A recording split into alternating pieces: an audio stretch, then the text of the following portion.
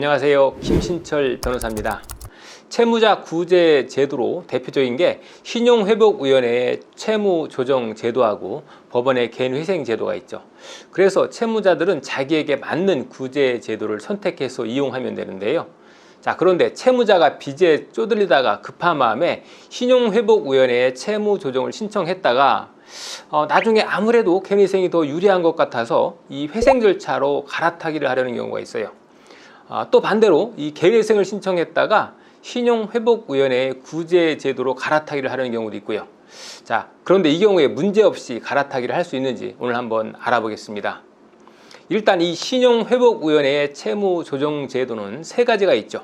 연체 전에 신청할 수 있는 신속 채무조정, 또 연체가 된 지 30일이 넘었을 때 신청이 가능한 사전 채무조정, 그리고 연체 90일이 넘었을 때 비로소 신청할 수 있는 일반 채무조정, 즉 워크아웃이 있죠.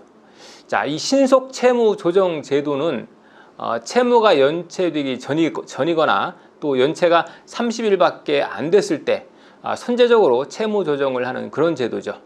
최근 6개월 내에 발생한 신규 채무 원금이 총 채무 원금의 30% 미만이 될 경우에 신청 자격이 있고요.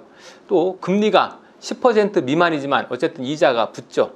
그러니까 원금은 물론 이자도 갚아야 하는 제도죠. 그래서 이 변제 총액이 원금보다 훨씬 많게 된다는 그런 단점이 있죠. 그래서 처음에 급한 마음에 이 신속 채무 조정을 신청했는데 이게 막상 갚아나가다 보니 예전보다 상황이 더 나아진 게 없다. 그래서 차라리 개인회생으로 갈아타기를 고민하시는 분들이 많은데요.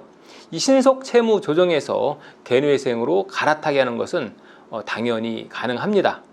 이 개인회생은 변제 기간이 3년이죠. 그래서 이 신속 채무 조정 변제 기간 10년보다 무려 7년이나 더 짧은데요. 그리고 또 개인회생은 기본적으로 원금을 탕감받을 수 있는 제도죠. 실무상 원금의 절반 이상을 탕감받는 경우가 가장 많습니다. 자, 그리고 또 개인회생을 신청하게 되면 곧바로 금지 명령이 나오죠. 그래서 보호를 받는 것도 더 확실하게 되고요.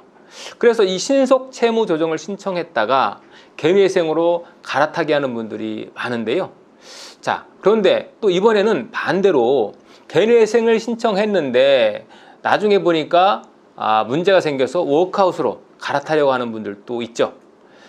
그런데 이 개인회생이 훨씬 더 채무자에게 유리함에도 불구하고 왜 워크아웃으로 갈아타려고 할까요?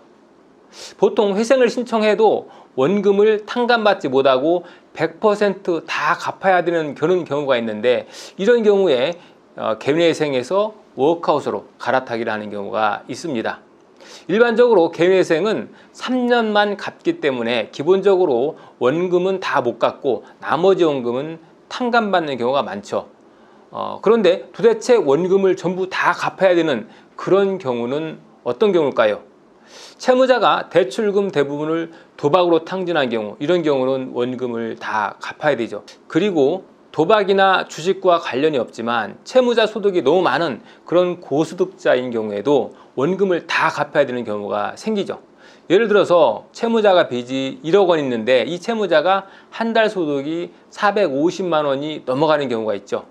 이 채무자가 만약에 부양가족이 없어서 월 변제 금액이 300만 원이 넘게 책정된다라고 하면 변제 기간을 가장 짧게 잡아도 36개월이니까 36개월간 변제하면은 총 변제 금액이 1억이 넘게 되겠죠.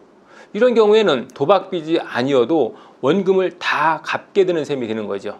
그래서 이런 경우에는 그러니까 어차피 원금을 다 갚아야 되는 경우에는 매달 갚아야 하는 월 변제 금액이 부담스러우니까 차라리 워크아웃으로 갈아타기를 한다 하는 거죠. 개인회생은 단기간 변제를 이행해야 되지만 이 워크아웃은 기본 8년간 변제를 이행해야 되고요.